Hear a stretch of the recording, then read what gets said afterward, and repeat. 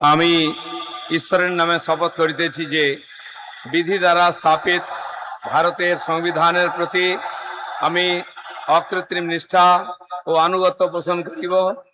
আমি ভারতের সার্বভৌমত্ব ও অখণ্ডতা রক্ষা করিব।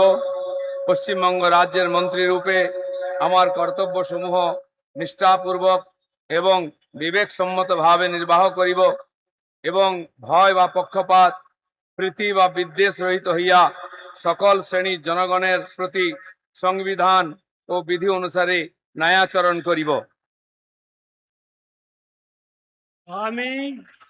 আমি শ্রী দিলীপ কুমার ঘোষ ঈশ্বরের নামে শপথ করিতেছি যে পশ্চিমবঙ্গ রাজ্যের মন্ত্রী রূপে যে কোনো বিষয় যাহা আমার বিবেচনার জন্য আনিত হইবে বা আমি জ্ঞাত হইব, তাহা ওই মন্ত্রী রূপে আমার কর্তব্যসমূহের যথাযথ নির্বাহের জন্য যেরূপ আবশ্যক হইতে পারে তদ ব্যতিরেকে আমি প্রত্যক্ষ বা পরোক্ষভাবে কোনো ব্যক্তি বা ব্যক্তিগণের নিকট জ্ঞাপন করিব না বা প্রকাশ করিব না।